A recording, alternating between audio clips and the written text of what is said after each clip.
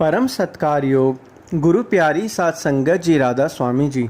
संगत जी, कल 6 जुलाई को लंदन के हाइनेस पार्क में बाबा जी ने अपनी रहमत की बारिश कर दी।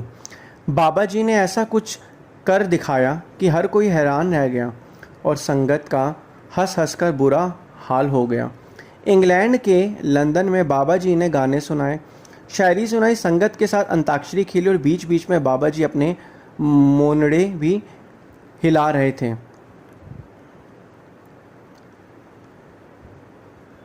तो कल बाबा जी ने बहुत ज़्यादा एंजॉय किया। कल शाम हाइनेस पार्क में बहुत कुछ हुआ जो हम आपको विस्तार से सुनाएंगे। आप भी पूरी बात सुनकर बहुत हंसेंगे। कल के प्रोग्राम में एक शब्दकार ने बाबा जी के आगे वो शब्द गाया जिसने जैसा सबका दिल जीत लिया। वो शब्द और बाबा जी का उस पर फरमान वो भी मैं आपको सबके साथ बांटूंगा और यह भी बताऊंगा कि बाबा जी को किस तरह के शब्द खास पसंद आते हैं। जब बाबा जी खुद फरमाते हैं भाई ये शब्द जो है, जब बाबा जी खुद फरमाते हैं भाई ये शब्द अब सारी दुनिया में पहुंचा दो, वो पूरी बात मैं आपके सामने रखूंगा। बाबा जी के हुक्म ने एक इंसान की अंदरूनी और बाहरी दुनिया दोनों में ही एक नई ऊंचाई दे दी। वो भी आज आपके साथ साझा करूंगा। सबसे पहले तो आप सबसे हाथ जोड़कर यही अर्ज है कि अगर आप अपने चैनल को अभी तक सब्सक्राइब नहीं किया तो ज़रूर कर दीजिए और कमेंट में राधा स्वामी लिखना ना भूलें। अब आइए कल शाम लंदन सेंटर की पूरी घटना आपको विस्तार से सुनाता हूँ। इंग्लैंड में बाबा जी का कार्यक्रम कल 5 जुलाई की शाम को हो चुका है। हर किसी के दिल में जिज्ञासा थी कि आखिर वहाँ ऐसा क्या हुआ। क्या बाबा जी ने संगत से सवाल जवाब भी किए? हालांकि फ़िलहाल इंग्लैंड के प्रोग्राम के सवाल जवाब किसी के पास उपलब्ध नहीं है। अगर कोई लंदन से इस वीडियो को सुन रहा है तो कल हुए सवाल जवाब हमारे साथ इंस्टाग्राम या फेसबुक पर भेजने की कृपा ज़रूर करें, लिंक डिस्क्रिप्शन में। ठीक है संगत जी, कल का प्रोग्राम ऐसा था कि हर कोई दंग रह गया क्योंकि कल बाबा जी ने संगत के साथ गाने गाए। यहाँ तक कि बाबा जी गानों के दौरान स्टेज पर बैठे बैठे अपने मोनड़े हिला रहे थे मानो बाबा जी डांस कर रहे हों। सबसे पहले तो यह खबर आई कि बाबा जी का कार्यक्रम सुबह 10 बजे होगा, मगर कल बाबा जी एक शाही अंदाज में वहाँ पहुँचे। बाबा जी ने एक खूबसूरत जैकेट पहनी हुई थी और बाबा जी कल वाकई ही सुंदर लग रहे थे। बाबा जी ने कल कवालियाँ भी सुनी, गाने भी सुने और खुद भी कुछ गीत गुनगुनाए, शायरी भी सुनाई जिसको सुनकर संगत बहुत देर तक हंसी थी। बाबा जी का चेहरा खुशी से खिला हुआ था, मानो उनकी खुशी संगत में भी उतर रही हो। अब पूरी शुरुआत से सुने। कल दोपहर करीब 4:20 पर बाबा जी ने हाइनेस पार्क में पहुंचे और यह प्रोग्राम लगभग 2.5 घंटे चला, यानी करीबन 6:45 पर ख़त्म हुआ। बाबा जी हमेशा यही कहते हैं भजन सिमरन करो, लेकिन संगत भी मन ही मन सोचती है कि बाबा जी कभी हमारे साथ भी यूं हंसे खेलें। और कल का माहौल कुछ ऐसा ही था। कार्यक्रम की शुरुआत शब्द गायन से हुई। संगत ने बाबा जी के आगे शब्द गाने शुरू कर दिए। जब कोई शब्द गा रहा तो बाबा जी ने उसे बड़े ही प्रेम भरी मुस्कान देते। यह ज़रूरी नहीं कि हर प्रोग्राम में सवाल जवाब ही हों। बाबा जी शब्द को पूरे मन से सुनते हैं और जब कोई शब्द गा रहा हो तो उसका भाव बाबा जी की मुस्कान में उतर आता है।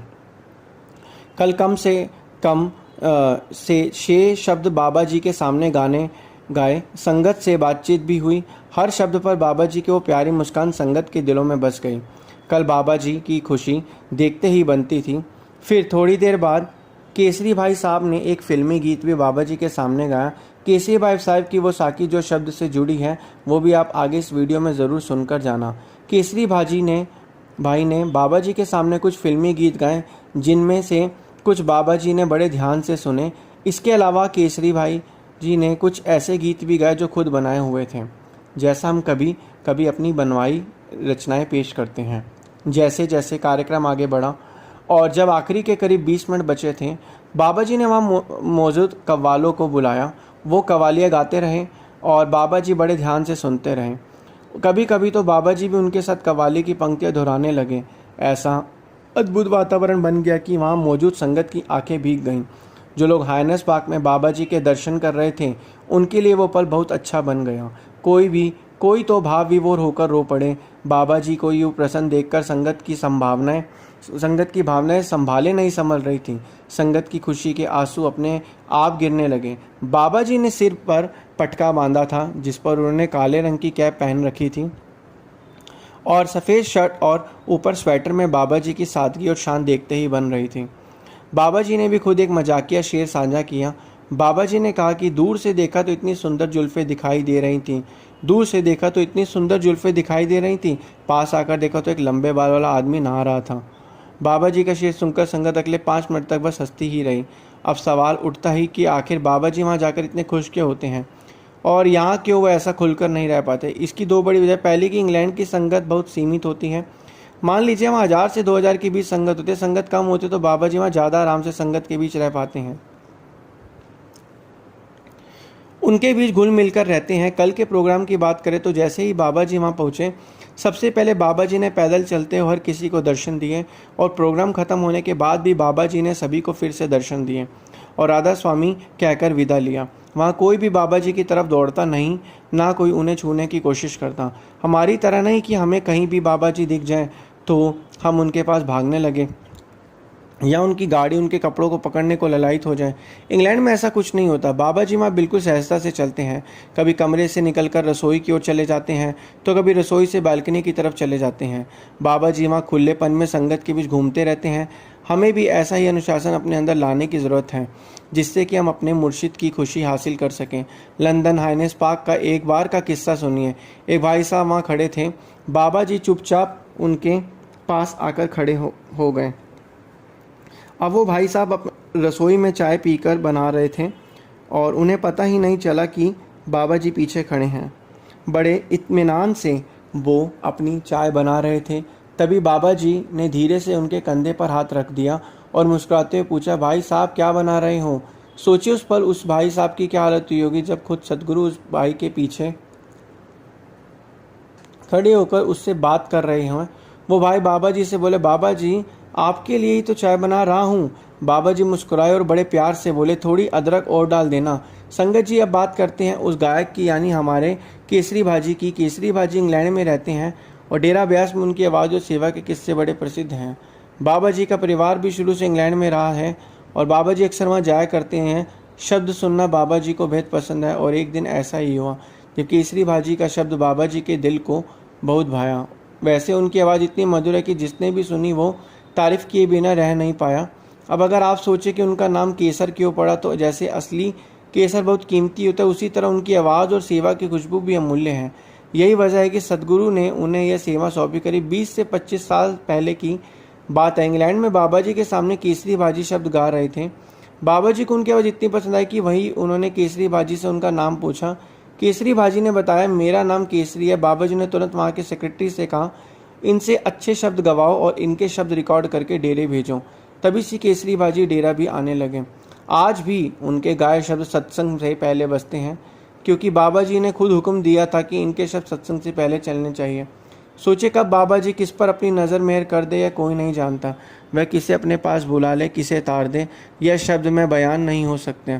देखने में वो केसरी भाजी भी हमारे जैसे ही लगते हैं, चलते हैं, बोलते हैं, खाते हैं हमारी ही तरह, मगर अंदर से वो हम जैसे नहीं हैं। अंदर से वो मालिक की झलक लिए होते हैं।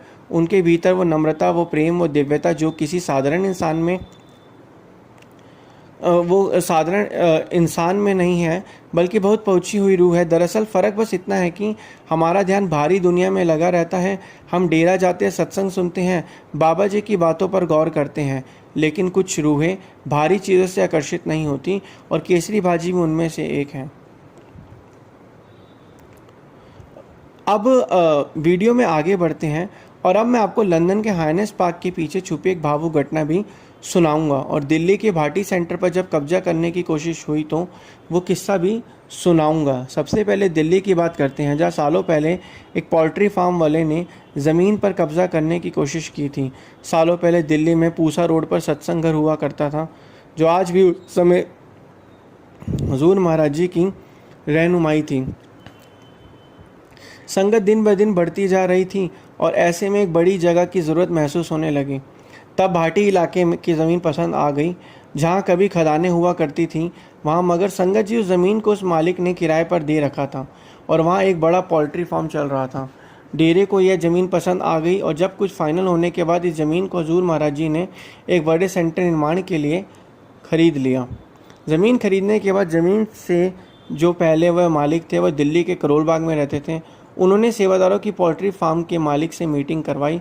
पोल्ट्री फार्म वाला तैयार हो गया और वादा किया कि 1 महीने में जगह खाली कर देगा। लेकिन जब अब 1 महीना गुजर गया तो वह बहाने बनाने लगा, बार बार नई तारीखें देने लगा और यूं ही कहकर महीने बिता दिए। जब पानी से ऊपर जाने लगा तो पोल्ट्री फार्म वाला ज़मीन खाली करने को तैयार नहीं हुआ। तो हजूर के हुक्म पर सेवादारों ने ज़मीन पर काम शुरू कर दिया। शुरू में 8-9 सेवादार सेवा में जुटे हुए थे। तभी पोल्ट्री फार्म वालों की नीयत बिगड़ गई। उसने सोचा कि इन लोगों को तो मैं अपने बदमाशों में डराकर भगा दूंगा। उस समय वो इलाका ऐसे कामों के लिए बदनाम भी था। पोल्ट्री फार्म वाला 2 दिन बाद करीब 250 से ज़्यादा बदमाशों को लेकर वहाँ आ धमका। उसको लग रहा था कि 8 से 9 सेवादार तो बदमाशों को देखते भाग जाएंगे। लेकिन इन्हीं 2 दिनों में हजूर के हुक्म पर देश भर में जत्थे दिल्ली सेंटर में सेवा करने पहुँचे चुके थे, क्योंकि वहाँ एक बहुत बड़े सेंटर का निर्माण होना था। वहाँ 4 से 5 हज़ार सेवादार कर रहे थे सेवा। जैसे ही बदमाशों ने नज़ारा देखा वह सहम गए। जहाँ वो सोच रहे थे कि कुछ लोग होंगे, वहाँ तो उनके एक संगठित फौज खड़ी नजर आई। डर के मारे वो सारे बदमाश उल्टे पाँव खड़े हुए और पोल्ट्री फार्म वालों को सेवादारों ने पकड़ लिया। तब एक सेवादार ने पोल्ट्री फार्म वाले को पास बुलाया और कहा, आज शाम तक अपनी मुर्गियां यहाँ से हटा लो। अगर नहीं हटाई तो शाम होते ही हम उन्हें गांव में छोड़ देंगे। फिर नुकसान की जिम्मेदारी हमारी नहीं होगी। अब पोल्ट्री फार्म वाले की समझ में आ गया कि ज़मीन किसी साधारण आदमी ने नहीं बल्कि किसी बहुत बड़े और शक्तिशाली इंसान ने खरीदी है। पोल्ट्री फार्म वाला इतना डर गया कि उसी दिन वो अपनी सारी मुर्गियां हटाकर वहाँ से चला गया। साथ संगत जी, जब भी कोई बड़ा निर्माण होता है उसमें मुश्किलें तो आती ही हैं, लेकिन बाबा जी तो हमने हमें यही सिखाया है कि दूसरों की आस्था का हमेशा मान करो, लेकिन अपनी कमज़ोरी कभी किसी को मत दिखाओ। अगर हम अपनी कमज़ोरी दिखाने लगे तो दुनिया हमें रौंद कर चली जाएगी।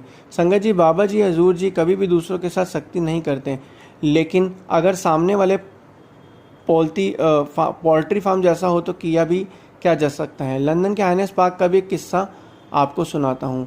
वो ज़मीन भी जब खरीदी गई थी वहाँ भी कुछ घटना घटी थी, लेकिन वहाँ दिल्ली वाले सेंटर से एकदम उल्टा हुआ था। आइए मैं आपको सुनाता हूँ क्या हुआ था लंदन सेंटर की ज़मीन को खरीदने से पहले।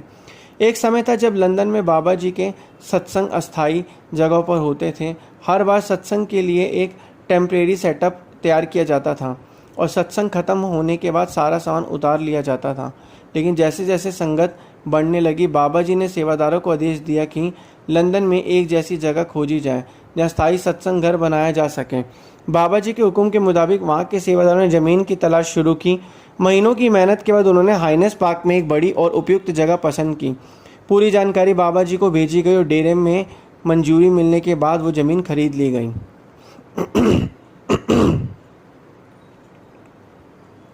मगर उस ज़मीन पर पहले से एक पुरानी चर्च खड़ी थी। सेवादारों ने निर्माण कार्य शुरू किया, लेकिन जल्दी ही यह समस्या सामने आई कि चर्च की वजह यह सत्संग घर की योजना में दिक्कत आ रही थी। जिस नक्शे के हिसाब से भवन बनाया था उसके लिए चर्च को हटाना जरूरी हो गया था। ऐसे में सेवादारों ने डेरा संपर्क किया और चर्च को हटाने की इजाज़त मांगी, लेकिन डेरा की ओर से यह जवाब आया कि इस पर फैसला बाद में होगा, तब आप बाकी की ज़मीन पर काम करना शुरू कर दो। सेवादारों ने जैसा आदेश था वैसा ही किया। चर्च को छोड़कर बाकी हिस्से पर काम करना शुरू किया। अब वह रोज़ चर्च पर प्रार्थना करने आने वाले स्थानीय लोग जब निर्माण होते देख वो लोग घबरा गए। जब उन्हें पता चला कि ज़मीन किसी भारतीय किंग ने खरीदी थी तो उनकी चिंता और बढ़ गई। उनकी आस्था उस चर्चा से गहराई से जुड़ी थी और अब उन्हें डर सताने लगा कि उनकी पूजनीय जगह नष्ट न कर दी जाए। वो लोग सेवादारों के पास पहुंचे और विनती करने लगे, कृपया हमारी चर्च को मत हटाइए, यह हमारी आस्था का केंद्र है। लेकिन सेवादारों ने बड़ी विनम्रता से कहा, यह फैसला तुम्हारे बाबा जी ही करेंगे, हमारे हाथ में कुछ नहीं है। अंग्रेज़ों ने कहा कि वो बाबा जी से मिलना चाहते हैं। सेवादारों ने जवाब दिया, बाबा जी भारत में रहते हैं, जहाँ वो यहाँ आएंगे हम आपको ज़रूर सूचित करेंगे। लेकिन संगत जी, इससे पहले कि ये चिंता बाबा जी तक पहुँचाई जाती तो बाबा जी ने खुद ही लंदन फ़ोन किया, क्योंकि संतों महात्मा से कभी कुछ नहीं छुपता। और बाबा जी सब जान गए थे कि वह लोग इस बात से परेशान है कि उनकी चर्च तोड़ दी जाएगी। बाबा जी ने फ़ोन करके सत्संग घर के निर्माण की जानकारी ली और बातचीत के दौरान अचानक फरमाया, एक बात का खास ध्यान रखना, उस चर्च को कोई नुकसान नहीं होना चाहिए। जितनी जगह चर्च की उसे वैसे ही छोड़कर बाकी जगह पर काम करो। सेवादारों ने कहा, बाबा जी फिर तो नक्शा दोबारा बनाना पड़ेगा, क्योंकि पहले नक्शे में तो चर्च को हटाना था। बाबा जी बोले, कोई बात नहीं, नया नक्शा बनाओ, लेकिन चर्च को हाथ मत लगाना और यह बात वहाँ के लोगों तक भी पहुँचा दो। उनकी चर्च पूरी तरह सुरक्षित है। उनके लिए चर्च के आने जाने के रास्ते हमेशा खुले रहेंगे। वो जब चाहे वहाँ आकर प्रार्थना कर सकते हैं। बाबा जी के आदेश के बाद सेवादारों ने चर्च की कमेटी के लोगों को बुलाया और बड़े प्रेम से उन्हें सारी बात समझा दी कि उनकी चर्च हमेशा सुरक्षित रहेगी और वो लोग जब चाहे यहाँ आकर भक्ति कर सकते हैं। यह सुनकर वहाँ के लोग बेहद खुश हो उठे।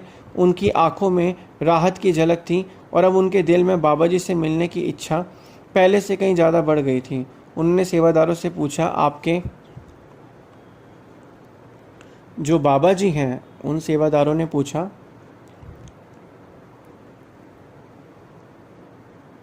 जो आपके बाबा जी हैं, हम उनसे जो है मिलना चाहते हैं।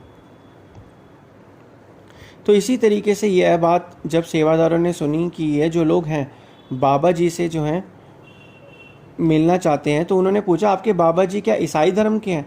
सेवादारों ने कहा, हमारे बाबा जी ईसाई धर्म तो नहीं है, लेकिन वो धर्म और जात पात में विश्वास नहीं रखते। उनकी नज़र में इंसान की इंसानियत सबसे ऊंची चीज़ है।